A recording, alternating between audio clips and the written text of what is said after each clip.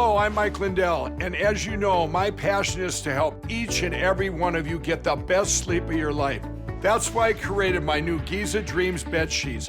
I guarantee you they'll be the most comfortable sheets you'll ever own. I started by using the world's best cotton called Giza. It's only grown in a region between the Sahara Desert, the Mediterranean Sea, and the Nile River.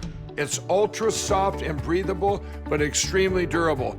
Call or go online to order your very own Giza Dream Sheets. Giza Dreams feature a beautiful silky sateen weave that helps keep you cool and comfortable all night long. My Pillow Giza Dream Sheets are available in a variety of colors. For a limited time, when you use your promo code, Mike will send you a second set of Giza Dream Sheets absolutely free. That's 2 sets of sheets for the price of 1. Just in time for colder weather, you can get Mike's new flannel sheets, plus get a second set absolutely free. Order now. Welcome back to Level Headed. I'm Jack Brewer with my good friend Mike Lindell. We are in Minnesota at the My Pillow headquarters and excited to be back, Mike. It's great to have you all here. Jack came in last time we were together. It's only been about a week. Yeah, it's been a week, but it wasn't snowing the last time we were together.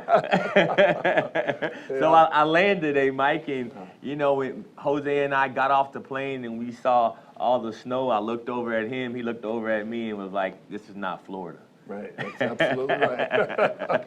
So welcome back, everybody. Level Headed, as you know, is the show that brings a level-headed approach to all the stuff that's going on in our world. We try to glorify God. We have conversations that a lot of folks are uncomfortable to have, uncomfortable with at their kitchen tables, and we really try to find balance and find and strike that point that we all can be on the same page and at least have common sense when we look at different things. That's right, that's right. So Mike, I know that you had a big week with your book launch, man. Yeah. So if folks don't know, it's out. It's out. What are the odds from Crack Addict to CEO? That's right. It was really exciting. We went to, after the last time you heard from us, we were with the prison. And then we went from there. We all went to New York, and I went on all kinds of shows there, all kinds of media. That was a lot of fun. And then, you know, it's been a great launch, a media launch. I mean, I'm learning myself. I put a thing out about signing them. I ended up signing 6,000 books the other day.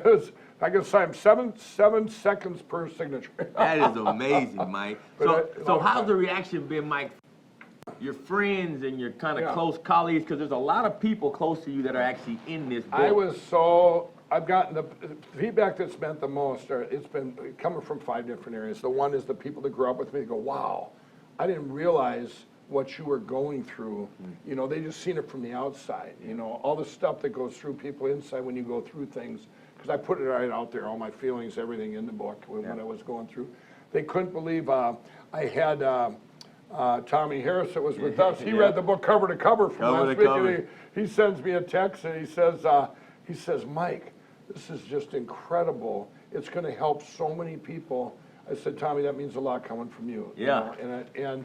And if you don't know, Tommy Harris is a perennial All-Pro NFL player, one of the greatest college football and pro football defensive tackles ever. So just wanted to give that reference. You know, and he's a guy, it seems to be, he would tell it like it is. Yes, he will. I was with him for a week or, 4 or 5 days there, and he was just, he'd crack me up. He just puts it right out there. No, he doesn't hold back. And then the other one, you know, I went on locally here on CBS in Minnesota with Esme Murphy, and she's actually in the book. And I went on her show. Before I went on, she goes, Mike, I'm only through 2/3 of this. This book is going to, you know, same thing. It's going to help so many people.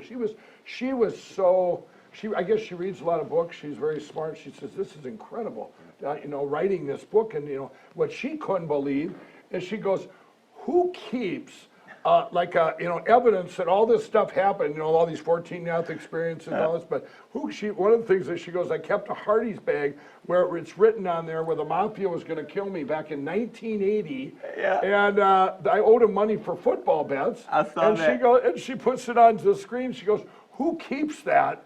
And I said, you know, knowing they're going to write a book someday, and for me, this was all, you know, I knew way back when, and then a friend of mine came in here just yesterday. He'd known me for 25 years. He says, you know, the first day I met you, this was in I think the late 80s or early 90s. He said, the first time I met you, you were talking about this book you were going to write that was going to help so many people someday. And all the stuff we told him, you know, that has come to fruition, and he actually works for him. You know, a lot of these guys a lot of them, and my friends that have quit, you know, crack and quit other addictions, that they've read and they go, wow, it's really going to help. Because my whole passion is that it does help people, and it does, you know, you got more than just addiction in there. And we all know, you know, that one of my quotes in there is, addiction affects all of us, no matter how many forks you eat with. Well, you got entrepreneurship in there. Yep. You got hope. This is the story of anybody needing hope. That's right. You know, I didn't come from you know, everything handed to me. I've lived in the streets. I've ate with, you know, well now a couple of times I've ate with more than one fork. I'm going, what do I do with all these forks? No, it's clear, Mike, and you know, as I look at the reactions from people just being with you, man, it's been a pretty cool journey.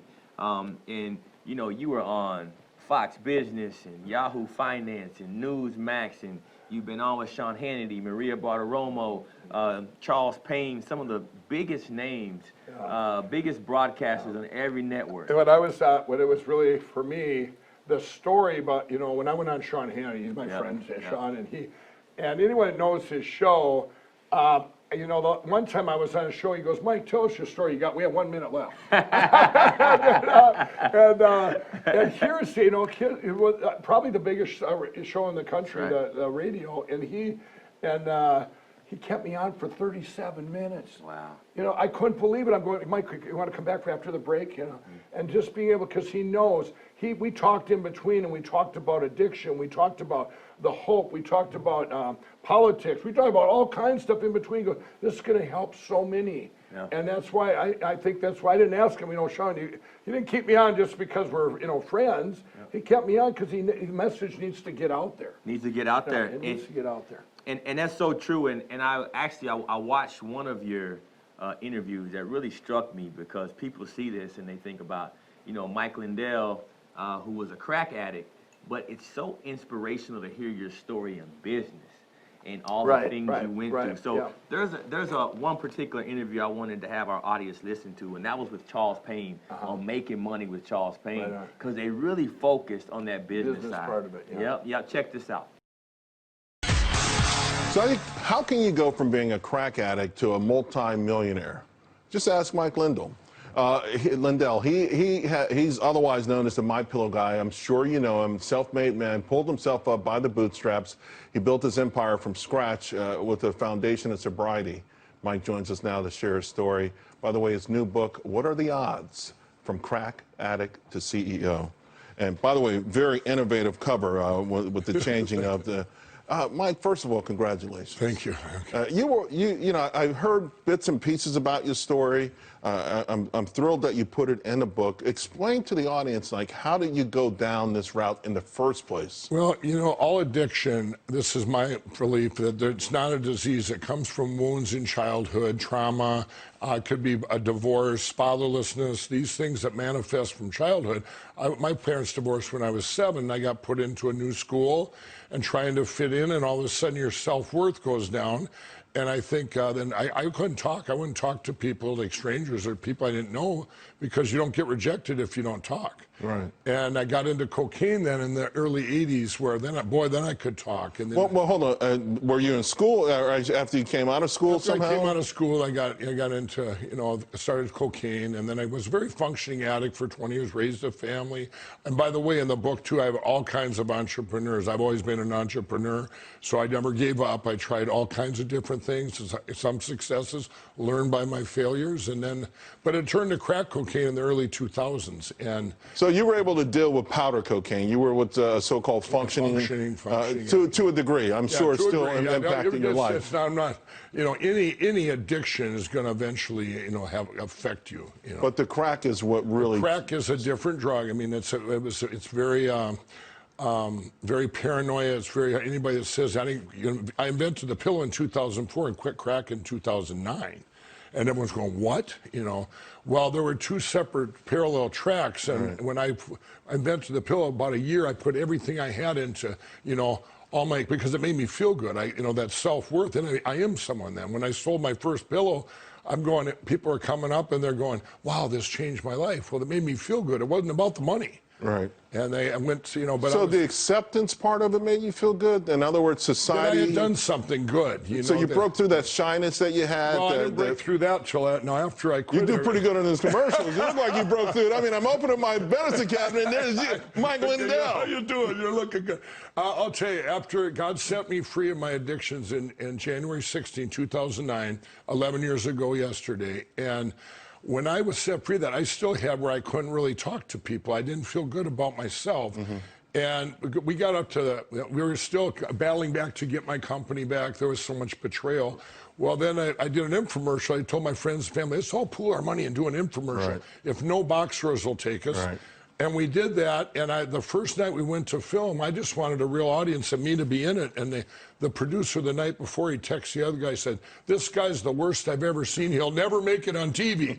And but he was kind of right. I was so shy the next day, but then I ended up, it's after God set me free of that, where I was able to talk to people, you know. You talk about the religious aspect of it, and I'm sure that's going to play a prominent role in the book. But again, you know, you're someone that so many people look up to, Mike. Congratulations. And I want to tell people, just never give up. And, you know, God has been, I owe it all to God. It's got me through it. And folks, also, you should know about a new podcast called Level Headed with Fox Business regular Jack Brewer, Mike Lindell and Jack Brewer on the podcast. Good stuff. Thank you. Congratulations. Thank you. And I'm taking proceeds from the book and starting up the Lindell Recovery Network. It's going to help millions of addicts in this country. You can't help it. You love helping people. I love helping people. Thank you so much for sharing your story, Mike. Thanks. So, Mike, man, that was incredible. It really was. To hear Charles focusing on business in your story. What was it like just going through so many times where you could have completely went under, lost your business? You know, it's, for me, so many things have happened to me with betrayal in business, with contracts I didn't sign, contracts I didn't look at for a lawyer because I couldn't afford one, all these mistakes I made. But you know what, one of the things this book, you know, will come out is I went through the hard way and learned, but I learned from each one, each mistake and each good thing, and focused on the good thing. And I think, you know, it's going to give entrepreneurs a lot of hope, and you know, my faith was a big part of it. I'm never giving up too. I just, even though I hadn't done a total surrender to Jesus, I still had faith that somehow it was all going to be okay. You know, I think part of that, my whole life, kind of set me up for my pillow, this platform that, you know, that was for a much bigger thing. It was all these things that happened for me in my life, from having swords to my throat or guns to my head, or a near-death experience with a parachute not opening, or being a functioning addict, and all these entrepreneurial businesses. That gave me the strength for each time something terrible would happen. You know, most times you can look back even in your business and say, wow, if that didn't happen, I wouldn't be where I'm at today because I wouldn't have learned anything. So I tell entrepreneurs and businessmen all the time, if you're going to go into something new, for one, there's two things. You better love it. You better have passion for it, number one. And number two, you'd learn all you can about somebody that's been in that business, or somebody that's been, so you can eliminate the pitfalls of that particular, whether it's a service business or an invention. Become an expert. And ladies and gentlemen, you heard it from Mr. My Pillow himself, Mike Lindell, who's really set an example for a lot of entrepreneurs. We're going to hear from our sponsors, and we'll be right back in just a second, and we're going to come back and talk to you a little bit about addiction and some of the stories that have been disappointing across America in regards to addiction, but hopefully with stories like Mike, you know, we can all bounce back. We'll be right back. Hello, I'm Mike Lindell, and as you know, my passion is to help each and every one of you get the best sleep of your life. That's why I created my new Giza Dreams bed sheets. I guarantee you they'll be the most comfortable sheets you'll ever own. I started by using the world's best cotton called Giza. It's only grown in a region between the Sahara Desert, the Mediterranean Sea, and the Nile River. It's ultra soft and breathable, but extremely durable. Call color, go online to order your very own Giza Dream Sheets. Giza Dreams feature a beautiful silky sateen weave that helps keep you cool and comfortable all night long. MyPillow Giza Dream Sheets are available in a variety of colors. For a limited time, when you use your promo code, Mike will send you a second set of Giza Dream Sheets absolutely free. That's 2 sets of sheets for the price of 1. Just in time for colder weather, you can get Mike's new flannel sheets, plus get a second set absolutely free. Order now. Welcome back to Level Headed. I'm Jack Brewer with Mike Lindell. We're coming back talking about a little bit of addiction. And Mike, we know that you've had addiction issues throughout your life. You've overcome them, and now we heard last segment about your incredible book, and I've watched you personally just inspire so many people, who are battling. You made it okay to say that I was a crack addict. You made it okay for people, and that's a big deal to bring that comfort. Yeah. But man, I gotta tell you, it's been a rough few weeks for me personally, just trying to digest a lot of the overdoses that are going on. It's horrible. Yeah. Particularly, man, in the hip hop culture, and that's a culture that, for me, is near and dear to my heart. I grew up, I was always a big fan of hip hop, and a lot of the rappers and artists that are out there, and now it seems like every few weeks, one of these kids, I'm gonna call them kids because most of them are young, are dying. Absolutely, and it's not just the one thing. Jack, you said, you talk about the hip hop, and there's famous people, there's people, before you had a stigma, I think, on addiction, going, oh, that's people in the streets, and they're homeless, and they're crack addicts, like me. I wasn't. Yeah. There were times I were, but there was most of the time I was a functioning addict. Yeah. And now, the difference is now they're all dying. So now everybody's going, wow, it could happen to my family, my kid. It doesn't matter who you are. Yeah. Addiction affects, I said at the start of the show, addiction affects all of us, no matter how many forks you eat with. Right. It's and I'll tell you what, I look at it right now as addiction as an opportunity to manifest into the biggest revival in history. I've said it before. Mm-hmm. That's the way I look at it. When I come out with my Lindell Recovery Network, you're taking, who's looking for hope? This is my book. My book, for me to come out with one of the ads from Crack Addict To CEO, you know what it is? It's hope. That's right. And it's hope. And who's looking for hope more than addicts or their families? That's right. So, I've said it before. I know, I've talked to guys, they say, well, you know what? People have to get down and out, way down before they look for hope. Mm-hmm. Well, that's true. And, you don't need the Great Depression or anything. We have it all around us now. We have addiction. And here, they got 2 things going side by side right now. You have the best economy, the best thing. If you shut things up, going, we are in the best times ever. Best time, but yet we have the highest addiction, or maybe and where people are dying. Why is that? You know why it is because God was taken out of our schools and stuff, and we went down a bad path.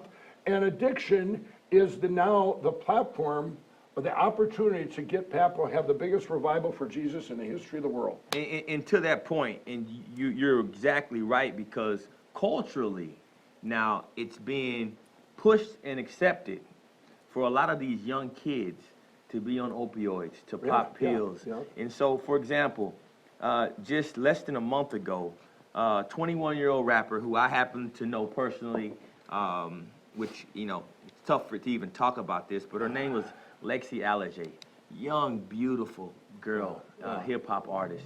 She's found dead, right? And then just yesterday, Juice WRLD, who's another rapper, who actually was a rapper standing against all of the promotion of these drugs. Right. They found out that his death came from an overdose. And so I guess, to your point, yeah, we need God. Yes, we need Jesus. But for so many of these young kids, Jesus is not cool. And you got a culture now where rappers and singers are out there saying pop Molly and pop pills. Right. And so when you're 13, 14, 15, 16 years old, if that is the actual music that is you're hearing in your ear, and that's what seems cool, and these are the people you look up to, and they're telling you to pop pills. Right. How do we stop it? Here's how we stop it. You've got everybody, the families, they're all looking for hope. Yeah. You know, when this something happens like a death like this, that affects probably 1,000 people know about it, or thousands of thousands. Mike, these artists, I mean, millions. Well, they're millions, So, and what it is, you know, yes, these kids and you know any addicts. I don't believe it's a disease. I've told you this before. I believe it's from wounds. Your heart, you need your heart restored, right. And your wounds from childhood, fatherlessness. Mine here. There's a little kid on the back here that was 7 years old when my parents divorced. Yeah. I was put into a new school, trying to fit in. Brewers weren't common then. You know, I was the head of my family. I was the oldest kid, and I'm taking care of my sisters. You know, and you know things like that. But you know, you have father wounds, and and then trauma. Veterans end up with trauma, but things that happen, or trying to fit in. So you've got these wounds, and now you know what we need is a revival. My Lindell Recovery Network is going to be the hope. It's going to be the hope and then the help in there. And when that comes out, I'm taking all the things in this country and bringing them, uniting them, and saying, hey, how do we solve this problem? You know, just that one. You know, there's different building blocks that I've been put in over the last few years. One of them was the president when I was there when he signed the opiate bill. I mean, these amazing things. We're so blessed to have an administration that's behind to get rid of this and to solve this problem. Well, I'll tell you what, that's where God's put me in that position because I've been there. I've had very close people to me die of overdoses too. And this, to get this, the fastest way is to get their hearts restored and get a foundation of Jesus. Just because, you know, you find Jesus, it ain't all, you know, you're not going to get I've said that before, you go to treatment or whatever and you get help, you're not going to get, it's not a country song gone backwards. Your dog doesn't come back, and your truck starts now, everybody loves everybody. It's just a beautiful world. No, there's still things. We're here on earth. And you know, and I just think that people need, if you're out there now, one of the things, you need to go to a faith-based treatment center. You need to go to your church. Faith-based. Yeah, faith-based. That's what works. You need your heart restored. You need to find out why you're an addict in the first place. Just like in my book. It's right here in my book what I did. You know, when God freed me of the desire overnight, but I still went and found out why I was an addict in the first place. And you go down, you dig deep down, you find out. And then you deal with them. And you did get your heart restored, and man, then you got some base, you got some strength. It's all about unworthiness, a feeling of unworthiness. Jack, if you'd have told me, like in my book, that I'd be talking someday, I couldn't talk to people. Can you imagine that? Man, and you were transformed. You were transformed, and that's exactly what a lot of these kids are needing. They need that. You know, I was listening to Sean Hannity talk the other day, actually when he was in with you. You know, we're losing almost 250 people a day. And you know what? They need hope. An addict is out there, and they need hope. And they need to know, myself, people see me, oh yeah, there's hope. Wow, he went from a crack addict, a gambling holic, I mean, all these things, to where I'm at now. But everybody out there, what an addict needs to see too, is they need to see people their own age that have made it through, which this platform's going to show them that too. There will be like little hope matches. Remember that word, hope match. Hope match. They're going to see. And right now, if you have an addict out there, if you have a kid, you know, he's 20 years old or he's 19 and he's just kind of lost and you're worried about, you know what? There's got to be somebody you know that's 19 or 20 that made it through and said, look, you can beat this.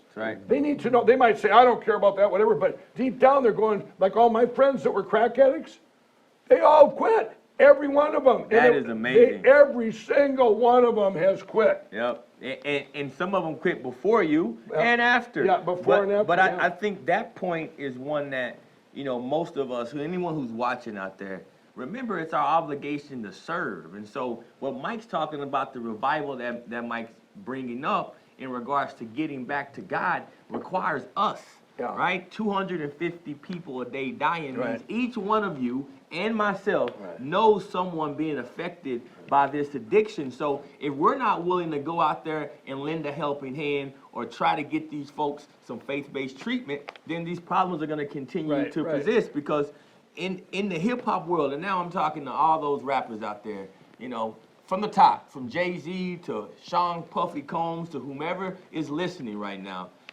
it's time to step up. It's time to go out and stand against all of this addiction and stop allowing these kids to promote this music that is killing our babies. I mean, we gotta man up. You know, keeping it real doesn't mean that you continue to allow such nasty evilness to continue to happen to our babies. It's not cool to pop pills, ladies and gentlemen. That's right, absolutely. It's not cool to pop pills. Absolutely. And so I know this segment has lasted a little while, but you know, we're gonna go back to our sponsors, hear from them, take a quick break. We'll be right back. And this time we're gonna talk a little bit about Mike's Hope Report, talk about our incredible week last week, and just try to, you know, bring and give glory to God a little bit more. This is Level Headed. I'm Jack Brewer with Mike Lindell. We will be right back. Hello, I'm Mike Lindell, and as you know, my passion is to help each and every one of you get the best sleep of your life. That's why I created my new Giza Dreams bed sheets. I guarantee you they'll be the most comfortable sheets you'll ever own. I started by using the world's best cotton called Giza. It's only grown in a region between the Sahara Desert, the Mediterranean Sea, and the Nile River. It's ultra soft and breathable, but extremely durable. Call or go online to order your very own Giza Dream Sheets. Giza Dreams feature a beautiful silky sateen weave that helps keep you cool and comfortable all night long. MyPillow Giza Dream Sheets are available in a variety of colors. For a limited time, when you use your promo code, Mike will send you a second set of Giza Dream Sheets absolutely free. That's 2 sets of sheets for the price of 1. Just in time for colder weather, you can get Mike's new flannel sheets, plus get a second set absolutely free. Order now. Welcome back to Level Headed. We are in Minneapolis at the MyPillow headquarters, here with my good friend and co-host, Mr. Mike Lindell. We've had a fun show so far. Boy, it's been an exciting, action-packed, and tiring few weeks, Mike. Yeah, it has. I think the people that hung around us, they're going, come on, here we go, keep going. They're not answering our phone calls, they're not responding to our text messages. Yeah, but Mike, you know, last week, I think, you know, right when I left you, I think it was Saturday, and I got a call from a buddy, actually, from Lee.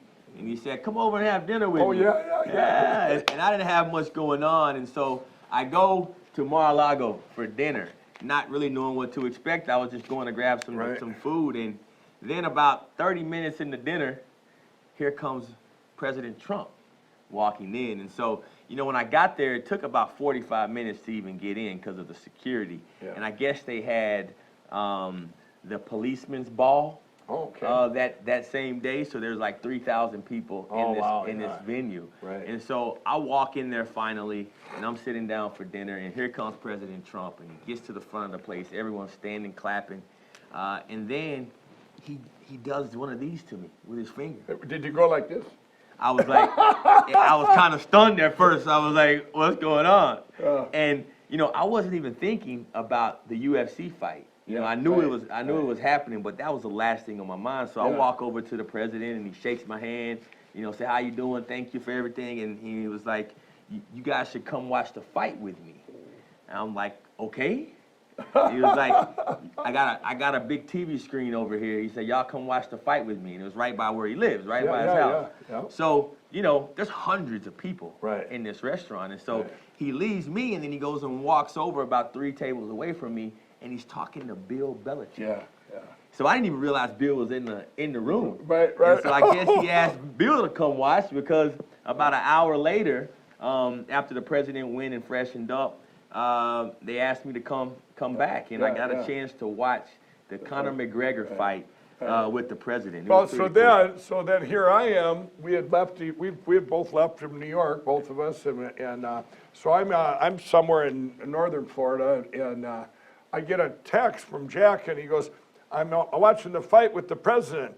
And I look at it, I'm going, yeah, whatever. And I go, and I'm looking at it to see if it's a cutout. I just kind of put it down, and I got another text from him about something not completely unrelated.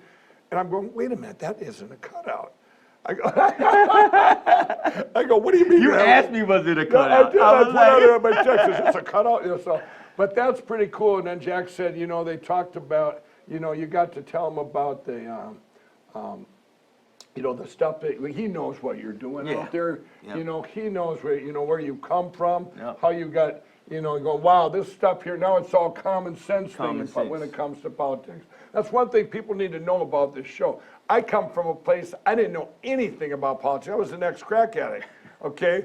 And, you know, I had to learn what a liberal and conservative was and all this, but I do know where common sense fell. And that's when I met Donald Trump, and I'm going, wow, this is common sense. Jack, you come from a place where you were brainwashed, basically, that, oh, the black community, we're going to get this and this and this. And it kept the promises keep coming and coming. And, you know, and it's like, you know, explain, what do you think the block is that, because a lot of my friends, you know, I did so much in this, right here in Minneapolis, and all of them had that same block. A lot of mine now, because they've seen me, how I got so involved, and they've gone, wow, it is true. Things are better now. But I mean, for you, what do you think it was for you that was blocking it? I mean, just to see, could you see it around you? It was a lot. Actually, you know what? That's a good segue, Mike, because I got a chance to talk about this with Neil Cavuto on Fox. And I want everyone to listen to this, and then we'll come back for comment. Great. So, Jack, you had previously campaigned for former President Obama, and now you support President Trump. What was that moment that made the shift or caused that shift in support? For me, it was, you know, once I saw the policies that President Obama pushed in the back half of his presidency, just kind of, it left a bad taste in my mouth. And then, you know, I really started being awakening to what was happening with the Democratic Party, making so many promises, but then abandoning the community that I work so hard in.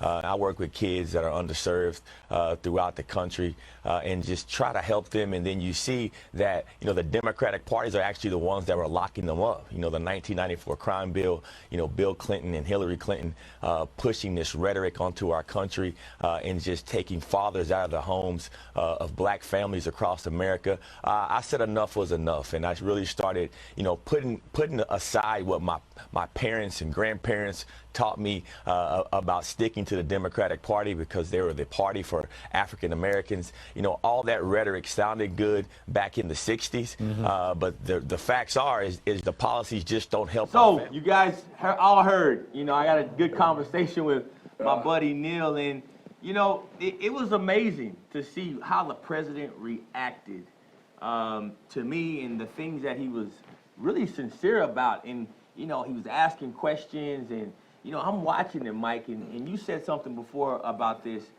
He went and asked all those Secret Service guys, hey, you want to come watch the fight? Yeah. Every person that worked for him, he was, hey, are you doing okay? Yeah. And so he cares. He cares so much. It's amazing. And so you asked me kind of how I woke up. I woke up because I stopped putting my feelings and my thoughts into things that really weren't there. Right. So I was hoping, and just because my mom or my dad or someone in my family told me that Democrats mean this or that, I put all my heart and soul into that. Right. But when I started looking at the facts, right, and I started looking at the data, I quickly realized that President Trump has actually passed the policies that Democrats have promised my entire life. Yeah. Yeah. You know, I went, I teach in the prisons, as you all know, right, and I was in my prison 2 days ago that I teach. It's a federal prison. And so the federal prison are the ones that actually get to take advantage of the First Step Act. Right. And so I asked my class, I said, how many of you have gotten your sentences reduced from the First Step Act? Right. And 50% of them raised their hand. Wow.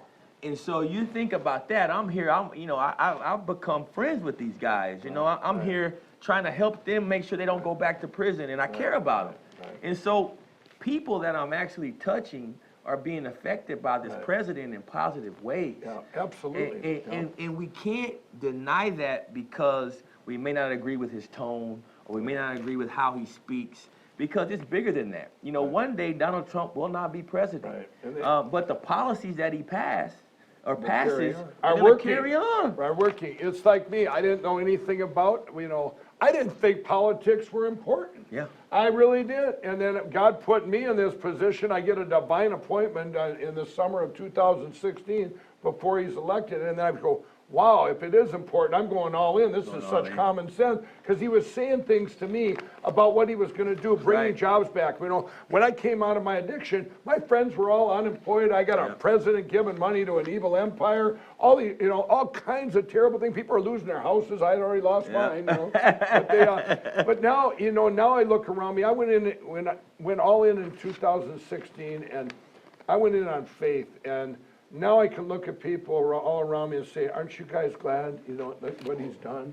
Because you see how, I see how politics affects everything, including my platform to help addicts. Do you know the stuff he's done with the opiate bill and the stuff he's doing, that being so wanting to rid this country of addiction and drugs? Well, you know, let me tell you, there's states. There's like all this bureaucracy, like there's like 38 states where you have to be, I think it's like 38, where you have to go to college and stuff, to like 4 years of college before you can be a counselor to somebody about drugs or alcohol or addiction or any addiction. And I'm going, any addict that's out there, do I want to hear from somebody that's been in college and never been an addict? You need to, I want to hear from someone that's made it through and been where I've been. Right. So when you roll back these regulations and these things to allow the things to get done. I do business right now, and I'm going to throw a business thing out there. I'm not going to get specific, but there is a state, it's a very big state on the West Coast, and all these lawyers come out of there and they attack on these little things. You can't even do business. Right. They're just, and they're trying to, you know, they're doing all these, passing these frivolous laws so they can make money, and they you know, and look at the shape they're in. And now I see the stuff that's being done by this great president that's helping so many people. It's going to get to everyone. Yeah. Even the ones that don't want it. Like I said before, Jack, everybody loves our president. Some just don't know it yet. Well, as you all probably know, Conor McGregor, the UFC fighter who we were talking about before, just made a big statement. I mean, he had an incredible win this past week. He ended this guy in 40 seconds. Mike, it was a quick fight. The president was just, and you know, he was all in it. And I was watching with Bill Belichick. But the next day, after the fight, Conor McGregor put out a tweet, and it said, "Phenomenal president." It said, "He is the greatest of all time." Right? Awesome. Call him the GOAT, which is greatest of all time. And he said, "Most certainly one of them anyway, as he sits atop the shoulders of many amazing giants that came before him. No easy feat. Early stages of term also. Incredible. Congrats and happy Martin Luther King Jr. Day, America." So that was on MLK Day. Yeah, awesome. And it was just so fitting that Conor said that, you know, on that day. Right. And, you know, the president, as I've always said, has done so much for African Americans through his policy. Absolutely. Right? Not through his lip service. Yeah, right. Through his policy. And people, everyone needs to hear about that. And they're gonna hear more and more. They're going, you know, look around you. You know, don't listen to all that noise out there that's fake impeachment garbage and all this stuff. It's crazy. Yeah. You know, it is crazy. They call me, the media calls me all the time, and you know, one of the things that came out the other day, you know, Mike, are you running? Came out in the headlines. You know, Mike, are you running for governor of Minnesota? Yeah. And you know what? I will think about that, and I am kind of thinking about it, because you know what? If God puts me in that, you know, and says, you know, to run, I'll pray about it, whatever. But I look around and I'm going, there's so many, I'm in Minnesota, there's a lot of stuff that I don't agree with, it's still being done, that hasn't been changed, and people that are in charge that does it. And I'm going, this is common sense. I learned from a president of what common sense and good morals, good practices can do. And no matter what people say about you. And Mike, and that's why, you know me, I'm a fan of you running for governor here, because I think, not just for the state of Minnesota, I think you'll set an example for the entire nation. Because I think leaders like yourself who will be untraditional, common sense, I think you're going to actually be the next phase of unifiers. Because I want to unify. You know, people come up to me, I didn't know a Democrat from a Republican. I'm going right here. This is where I'm at. You know, I have stuff that I'm going over here. You know, people come up to me all the time, no matter what side they're on. They go, "Mike, I love what you're doing. You know, I love what you're doing." You know, there's common sense ways to do things on both sides that are that work. And we, as you know, we are in, you know, our president has set up the greatest economy in history. Let's just unify. And you know what? Because there's one end goal. We all want to have a joyful, happy life. joyful, happy life, and you are already so passionate, Mike, about the inner city. You're passionate about helping those that don't have. You've been lifting people up. Obviously, you employ hundreds, over thousands of people, and so I think just to continue that messaging is going to be key. The president said, it's exactly 3 years ago today, January 20th, that I was sworn into office. He said, so appropriate that today is also MLK Jr. Day. African American unemployment is the lowest in the history of our country, by far. Also, best poverty, youth, and employment numbers ever. Great. And so, I'm going to end our segment on that, Mike, because I think that is really what it's about. You can't deny it, right? People can say what they want to. That's why this show is so important, level-headed. We're not going to back away from the reality of the situation. I'm a black man from Texas sitting next to my white brother from Minnesota, and we see eye to eye. We see things very similar, and we try to keep a level head. I'm Jack Brewer with Mike Lindell. We'll throw back to our sponsors real quick, and we'll see you for our last segment. We'll be right back.